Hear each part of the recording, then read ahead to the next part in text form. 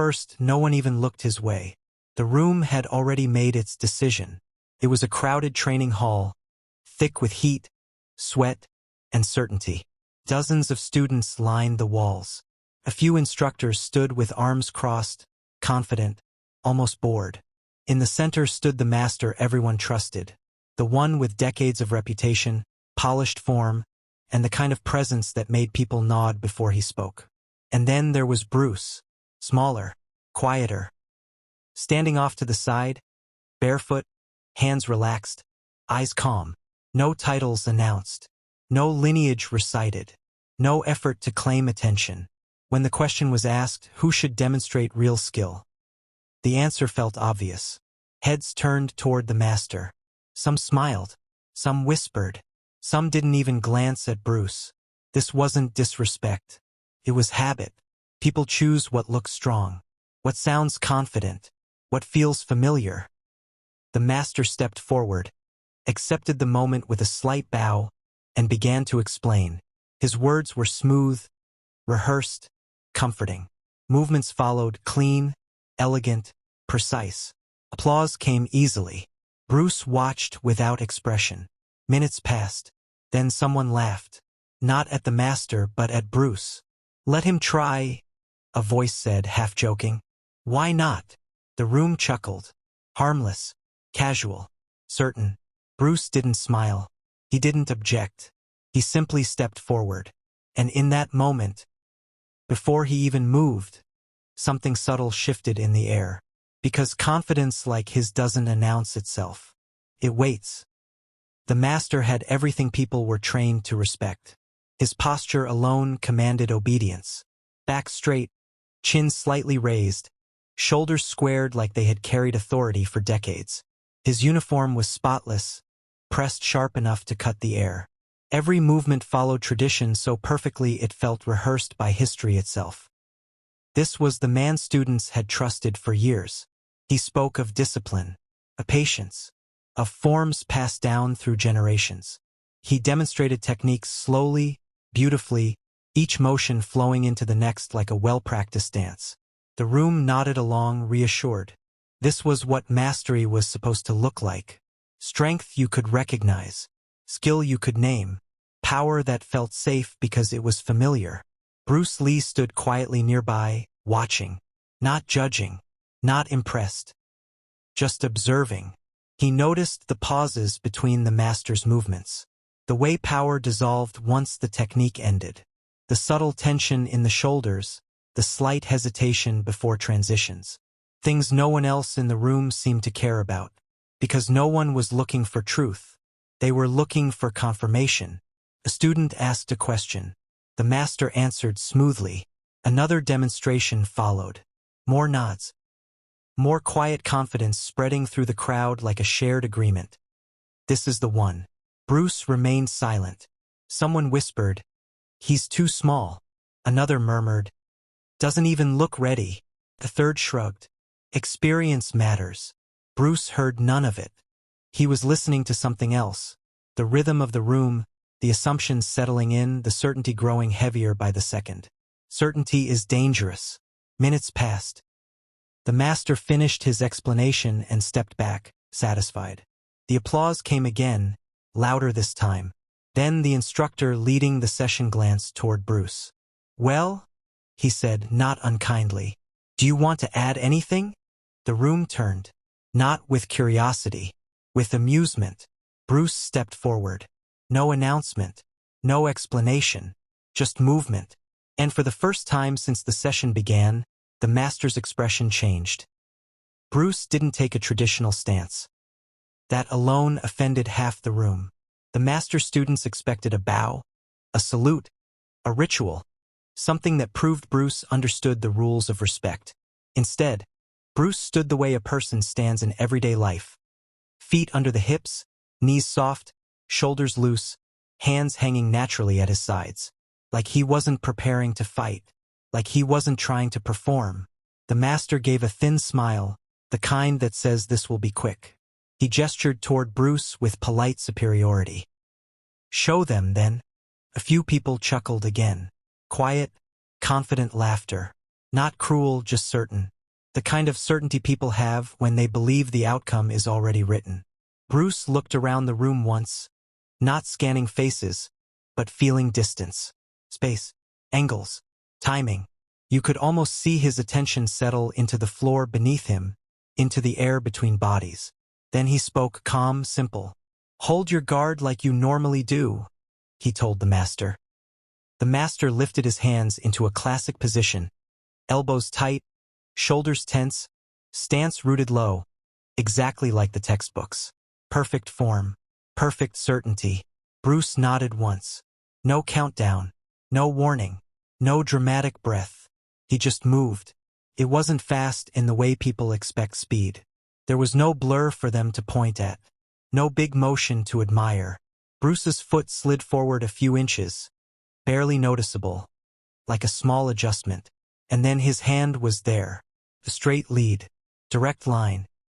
No chamber, no wasted movement. The fist appeared where it needed to be, like it had skipped time. The master's guard didn't react. Not because it was wrong, but because his brain never got the chance to issue the command. The impact was controlled, not brutal, yet the sound was shocking. Sharp, solid, real. The master stumbled half a step back. Not from pain, from surprise. The room's laughter died instantly. Mouth stayed open, eyes widened. Because everyone just witnessed the first impossible thing. The master never even saw it coming. And Bruce hadn't even started yet. The master recovered quickly. Too quickly. He straightened his stance, adjusted his feet, and forced a smile that didn't reach his eyes. To the room, it looked like composure. To Bruce, it looked like something else entirely. Correction. That was the moment Bruce knew the real demonstration had begun. Because confidence doesn't collapse loudly. It fractures quietly. The master raised his guard again, this time higher, tighter. His elbows pinched inward. His shoulders lifted just a little. Subtle changes, but Bruce noticed all of them. Fear doesn't always look like panic. Sometimes it looks like preparation taken too far. "Again," the master said. This time his voice carried weight. Not authority, defiance. Bruce nodded once. The room leaned forward without realizing it. No one whispered now. No one laughed. The certainty from earlier had thinned, replaced by something sharper. Tension. Bruce moved again. Same step. Same distance. But not the same timing. The master reacted this time, or thought he did. His hands moved, blocking where the strike should have gone. A perfect response to a punch that never came. Bruce's fist landed lower. Solar plexus. Not hard. Not violent. Precise. The master's breath left his body in one silent rush. His eyes widened. Not in pain, but confusion. His knees softened. He caught himself before falling, but the damage was done. He couldn't inhale. The room froze. This wasn't a performance anymore. This wasn't theory. This was physiology. Bruce stepped back immediately, hands open, calm, non-threatening. "Breathe," he said quietly. The master bent forward, hands on his thighs, trying to draw air that wouldn't come. Seconds stretched. The room counted them without knowing. Then finally air returned. Ragged. Real. When the master stood upright again, his face had changed. Not embarrassed. Not angry. Uncertain. For the first time, he didn't look like the obvious choice. And everyone in the room felt it. Because minutes ago, they had chosen the master without question. Now they weren't sure who they were looking at anymore. No one clapped. That was the strangest part. Moments earlier, applause had come easily, almost automatically. Polite, confident, safe. But now the room didn't know what sound to make. This wasn't something they had been taught how to react to. The master stood still, breathing slowly, deliberately. Each inhale looked measured, cautious, like he no longer trusted his own body to behave the way it always had. His students watched him closely, searching for reassurance, for a signal that everything was still under control. He gave them none. Bruce Lee stood a few steps away, relaxed again, hands loose at his sides, as if nothing remarkable had just happened. But the air between them had changed, felt thinner, sharper, honest. Someone in the back finally spoke. Quiet, uncertain. I didn't see it. Another voice followed. I thought he blocked. A third whispered. How did he get inside the guard? Questions spread faster than confidence ever had. The master cleared his throat. That was timing, he said. Not an excuse. Not a dismissal. An attempt to understand. Bruce nodded. Yes. Just one word. No lecture. That answer unsettled the room more than any speech could have. Bruce wasn't claiming superiority. He wasn't attacking tradition. He wasn't even explaining himself. He was letting the moment speak. The master looked at Bruce again. Really looked this time. Not at his size. Not at his lack of ceremony. But at the stillness he returned to so easily. Like stillness was his natural state, not something he forced. Again, the master said quietly. Not to challenge. To learn. A murmur moved through the room. Some students leaned back, uncomfortable. Others leaned in, hungry.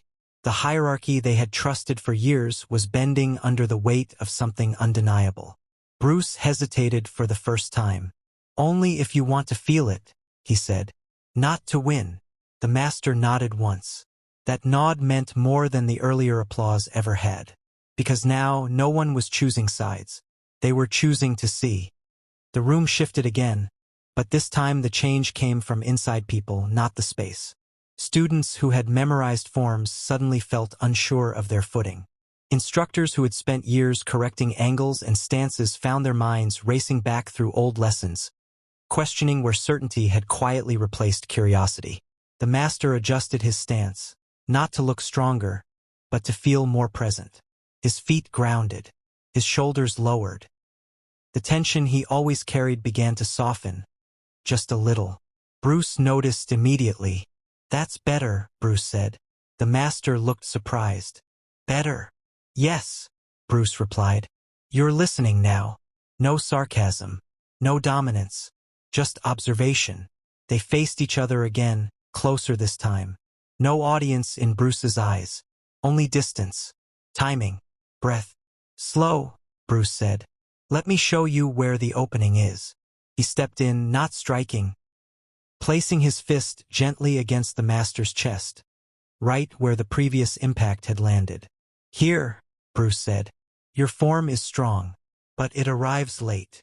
The master swallowed. Late. Bruce moved his hand away, then repeated the motion, this time stopping inches short. You prepare beautifully, he said, but preparation creates delay. The master closed his eyes briefly, absorbing the words. Around them, the students stood motionless. No phones. No whispers. The spectacle had turned into something rarer. A lesson unfolding in real time. Bruce stepped back. Again, he said. You attack. The master hesitated. This was new territory. But he moved, carefully, honestly, sending a controlled strike forward. Bruce shifted, not away, but through the line of attack, his body rotating just enough to dissolve the force before it fully existed. No collision, no clash, just redirection. The master felt it immediately. He stopped, exhaled, and lowered his hands. I understand, he said quietly. Bruce nodded. In that moment, the room realized the difference between knowing something and understanding it. And that realization was spreading. The master stepped back, hands lowered, eyes no longer searching for approval. That was new. For years, every demonstration had been a performance, measured not by understanding but by reaction. Applause, nods, the quiet satisfaction of being chosen first. Now none of that mattered. What mattered was the feeling still echoing in his body. Not pain, awareness. He looked around the room. His students, some confused, some unsettled, some visibly excited, were no longer looking only at him. Their attention moved between the two men, drawn not by authority, but by clarity. This isn't what I was taught, the master said, almost to himself. Bruce answered without hesitation. That doesn't make it wrong. The master looked up. Then what does it make it? Bruce paused. He didn't rush this one. A beginning, he said. Silence followed. Not the shocked silence from earlier, but something deeper. A silence where people weren't afraid to speak, but afraid to interrupt. The master took a breath. I spent years perfecting form, he said. I thought mastery meant removing uncertainty. Bruce shook his head gently. Mastery is living inside it. That landed harder than any strike. The master nodded slowly, as if letting go of something heavy he'd been carrying without realizing it. He turned to the students. Watch carefully, he said. Not him, not me. The space between. Bruce stepped forward again, not to demonstrate speed or power, but stillness. He showed how little movement was needed when intention arrived early enough. How tension created delay. How relaxation sharpened response. Minutes passed, unnoticed. And with every minute, the room moved further away from its original choice. Not because the master had fallen, but because everyone had risen to a clearer view. What surprised the room most wasn't Bruce Lee's speed anymore. It was how little he needed it. He demonstrated again, not with force, not with dominance, but with timing so clean it felt unfair. A half step that erased distance. A turn of the wrist that dissolved pressure. Movements so small they looked incomplete until everyone realized nothing more was required. The master watched closely now, standing slightly behind Bruce, no longer centered. Not diminished, repositioned. Students began to shift their weight from foot to foot.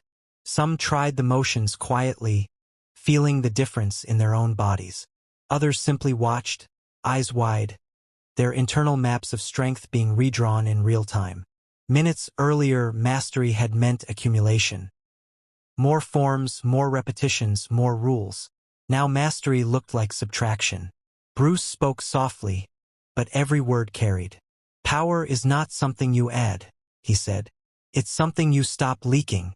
The master repeated the movement Bruce showed him. Slowly at first, then again. The second time, his shoulders stayed down. His breath didn't hitch. The strike landed cleaner, not harder, just earlier. He felt it. So did the room. Someone whispered, "Did you see that?" Another answered, "It looked effortless." Bruce nodded once. Effort is often late.